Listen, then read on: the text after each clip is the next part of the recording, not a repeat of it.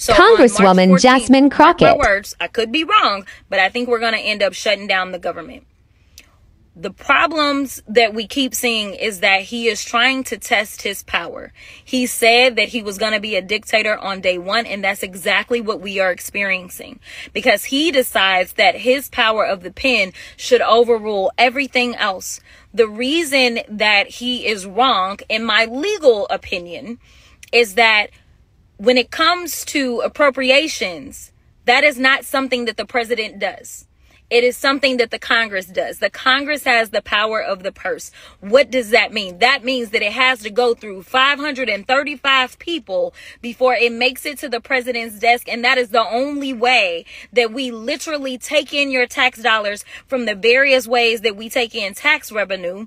And then we redistribute that money in the various ways that we do. That has to go through Congress. He unilaterally believes that he can, with the stroke of a pen, say, never mind, we're going to undo that. A couple of issues with that. Number one, we have the power of the purse, not the president. Number two, that has already been signed into law. We have organizations that are relying on us. They have made contracts based on that. And so I personally think those organizations need to jump into some of this litigation, because they are relying to their detriment on what we promised them. That's yet more legal terminology. But he tried this when it came down to the Constitution. He believes that he can override the Constitution as well. And so that's why he's been pushed back by a Reagan Republican judge immediately, where they said you can't get rid of birthright citizenship. But I think that what he's trying to do is he is daring this Trump Supreme Court to cross him. Listen, all we need is some people with a backbone, and that's on both sides of the aisle. We need some Republicans that say we are not okay with you destroying everything. And when I say everything, it's not just going to be black folk. It's not just going to be brown folk. It's going to be rural white folk as well. So if y'all don't come together and understand we need to organize for the midterms right now, or at least yesterday, then we are going to continue to go down this road. So right now, all I can tell you is that we don't have the numbers. I'm going to do everything that I can to say the Democrats need to stand together, and we need not give them anything, because if they are not promising to do right by us, not to mention, even if we engage in negotiations, if he feels like he can just go ahead and take all the Democratic priorities out of whatever, then we also are going to be losing. So right now, I know everybody is panicked. I know everyone is upset, and I completely understand. All I can tell you is that hopefully we will have some judges, whether they are Democrats or Republican appointees, that will follow the law. This is very simple. What he is doing is lawless. He is lawless, and y'all decided that y'all wanted a thug in chief, and that's exactly what we got. We got somebody that showed y'all he don't have no respect for the law. He will continue to violate the law. He is violating the law. We will see if judges will continue to enable him to violate the law. Yes. America is very raggedy right now. And he's doing all of this in order for you to get out in those streets and protest, so that he can label it as riots, so that he can declare martial law. Our protest is to stop buying shit. In order for us to defund the oligarchs, we have to stick to our guns and stop buying shit. Getting out there in those streets, protesting, as I mentioned, he will label it as a riot so that he can implement martial law. Stop buying shit. That's our protest. Hi guys, welcome back to our channel. In case you're new here, my name is Maren. And I'm Maureen. Right. So guys, in today's episode, we are going to be featuring a video of Jasmine Crockett, who will be giving Americans a warning. And strictly this video is for educational purposes only. And to be honest, guys, this is one of those episodes that I feel like I'm unsafe doing this episode. It's giving you the heebie-jeebies. Right. I genuinely feel unsafe doing this episode, but we don't talk a lot. Let's just watch what we prepared for you, and then we come back and talk about it. You are free to form your own conclusions and opinions. You can as well let us know what you think about this episode on the comment section. Yeah. But by no means should you go out to bully anyone because of the said comments here? Yeah, but everybody leave what you think on the comment section. Yeah, We do love ourselves a conspiracy theory though. Right? And conspiracy theory, okay? But this is nothing serious, guys, man. form your own opinion. Form Let's your watch own and then we come opinions. back and talk about it. It doesn't start with them kidnapping you. It does not start with our exile. They don't stuff the ballot boxes. It starts with the government making hints. It starts with overcomplicated red tape, With the law. With retribution. fake narratives, and financial attacks. Democracy and rule of law is more fragile than Americans think. Russia was banning writers, but I was thinking like, I'm not writing books. Then it was banning teachers. And I thought, okay, I'm not a teacher. This is the big mistake because of course it came to me. The first alarm that we should have noticed was in 2001 when NTV, the independent channel, was taken over. Staff arriving for work were told their offices and studios were off limits unless they signed an oath of loyalty to NTV's new managers. I remember how frustrated and angry we were, and we even went to the protest rally. But then it was cold and we had so many other independent TV channels, so we just went home and forgot about that. My uncle, who until recently was Prime Minister of Singapore, had this pattern of using police investigations and criminal prosecutions to dispose of or exile his opponents. There have been malicious prosecutions against two leaders of different opposition parties. The Sandinista dictatorship in Nicaragua sees nonprofits as a threat, including mine. We are focused on pro-democracy work, and that was unacceptable to the dictatorship. In Hungary, the elimination of gender studies was the first step towards the restriction of academic freedom. When it would be too obvious to prosecute someone for being an enemy of the state, you have to make something else up. They came after us with the excuse that we had not submitted our financial reports. They didn't give us an opportunity to appeal. I posted a private Facebook comment to my friends only, and the Singapore government went after me with a criminal prosecution. Attorney General's Chambers has asked the High Court to fine Lee Sheng-wu at least $15,000. The steps were gradual, and every one of them was unbelievable for me. Looking back, it had been obvious that the government had been going in this direction.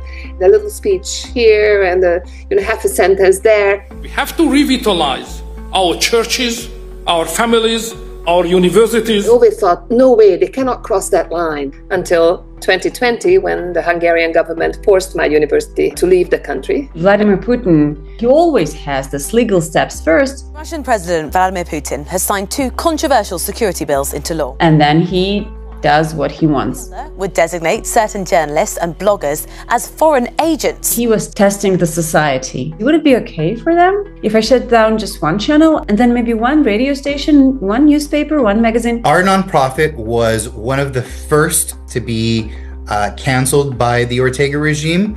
Right now, we're up to over 3,500 nonprofits. My television channel was declared a foreign agent. I was declared a foreign agent. I am blacklisted as an academic in Hungary. I could never get a job. The regime was saying that I was a financier of terrorism. It would be best if I left the country immediately. And I fled the country as soon as I could. Russia blocked its last independent TV channel, TV Rain. Those staffers remaining in the studio gathered for a farewell at the end. We left Russia. I, Donald John Trump, do solemnly swear that I will faithfully execute the office of President of the United States.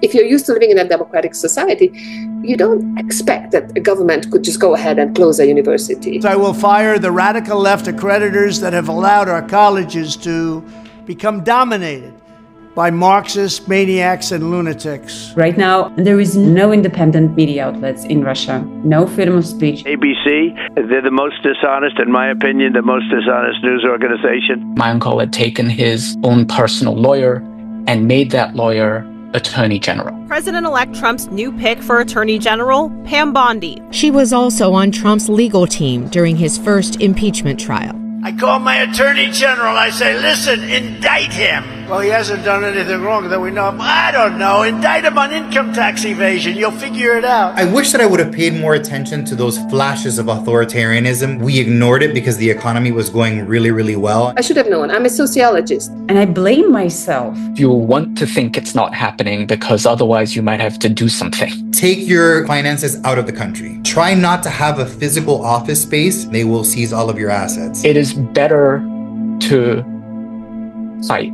Every person unlawfully jailed, unlawfully harmed is your business. It is better to refuse rather than to give in and hope that somebody else will be the check and balance. They're trying to provoke us so they can declare a national emergency and probably martial law. I don't want to cause a panic. I hope I'm wrong, but if you don't want to hear this, I totally understand. However, you should know that at 5 p.m. today, some very big things are going to happen that will probably trigger a series of events unless someone steps in to stop it. Trump just signed an executive order freezing the disbursement of all federal grants, which covers trillions of dollars. According to his own memo, $3 trillion at least. This doesn't just cover research grants, charities and stuff, but also housing subsidies, SNAP, EBT, which help millions of Americans, including, by the way, hundreds of thousands of military families and over 1 million veterans. The total US GDP sits around $27 trillion. So if the $3 trillion estimate is accurate, they just put a freeze on about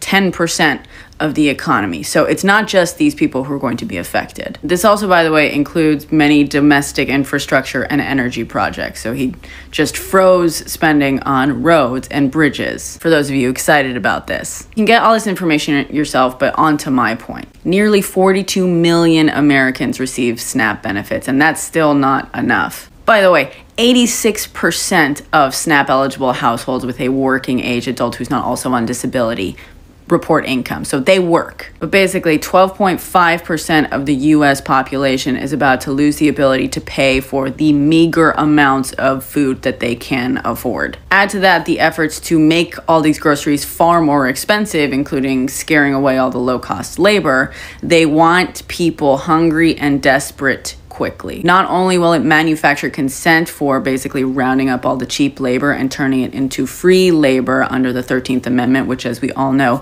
legalizes slavery for imprisoned people, but a lot of people are about to become very desperate very quickly. There is a reason they also released people who were violent against cops. They want us to be a tinderbox. And the worst part is that the alternative isn't any better. The alternative is that we're all too afraid to do anything because we know that they just want the excuse to declare martial law, so we will all just let it happen. Pick your poison, I guess. The freeze goes into effect at 5 p.m. today, Tuesday, January 28th. However, it will probably be challenged in the courts. We'll see how that pans out in the next few hours. I'm about to read something to everybody that I believe is a game changer. And I need you to take this in. I need you to share it. I need you to listen to it again and again as I have read it over and over, because this is powerful. It is from sociologist Jennifer Walter, and she's talking about what is happening in the United States right now, and it is powerful. She says, as a sociologist, I need to tell you, your overwhelm is the goal. Number one, the flood of 200 plus executive orders in Trump's first days exemplifies Naomi Klein's shock doctrine, using chaos and crisis to push through radical changes while people are too disoriented to effectively resist. This isn't just politics as usual. It's strategic exploitation of cognitive limits. We are being strategically manipulated and exploited to push us to our cognitive limits. This is why we are having the reactions we are having right now. It is the strategy. Number three, media theorist McLuhan predicted this. When humans face information overload, they become passive and disengaged. The rapid-fire executive orders create a cognitive bottleneck.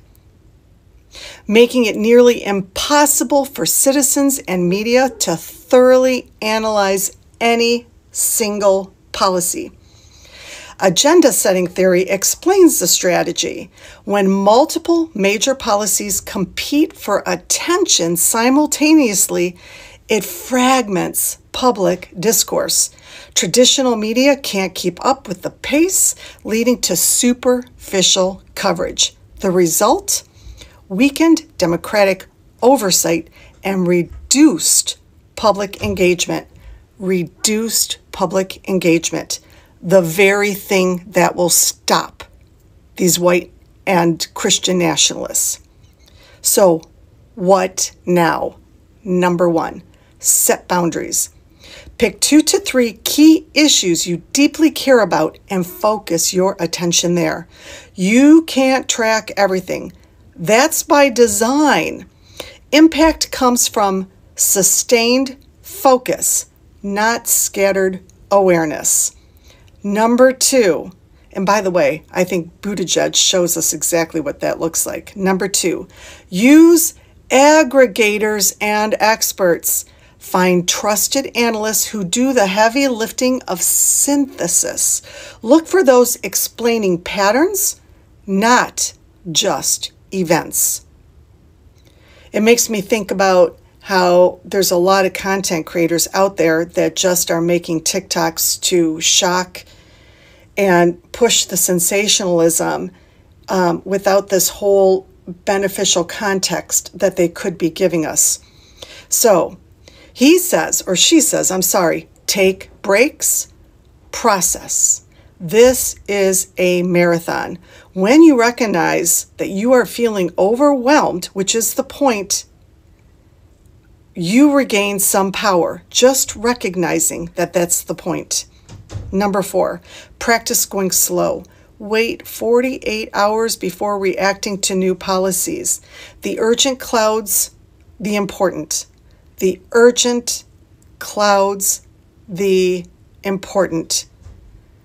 We have a lot of content out there with these little things that are so triggering being pushed in our faces, and that is being delivered as if it's urgent, but it's not as important as what we need to focus on.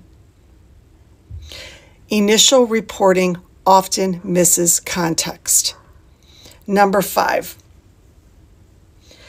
build community. Share the cognitive load. Different people track different issues. Network intelligence beats individual overload. Network intelligence beats individual overload. Remember, they want us scattered. Your focus, our focus is the resistance. For me, 2 things. As somebody who likes to share news, I am 100% going to keep this in mind in terms of delivering it as information to empower us to add weapons to our arsenal versus just dumping very distressing news. I hope that we all, as political commentators who share news on here, will shift into this more. So guys, welcome back. Let us know what you think about the videos we just played you on the comment section.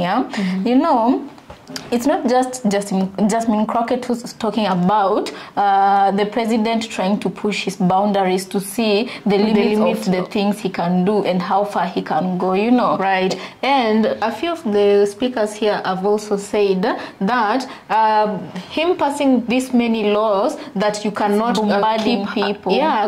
Keep at hand with what's happening. He's trying to bombard people so that he can push or pass the more crucial laws without people seeing or being aware, so that they can have information overload. Right. And guys, this is to make you passive, yeah, or so it's said. And they can say this script looks awfully familiar, because I don't know how many of you were following the international news on Africa, and how many of you followed the protests that were going on in Kenya, because we come from Kenya, yeah? about the financial bill, which ended up for youth getting into the streets and protesting. Yeah, they lost their lives, right? And then they also wanted the IMF and the international organizations to get out of Kenya. Guys, you might ask, how far did that go? Because when it started, we are talking about this because I feel like it's very much the script related. Is very familiar with right. what's happening in America. Right. Very familiar. Right. And a lot of people kept on asking us, what's going on in Kenya? How did it go?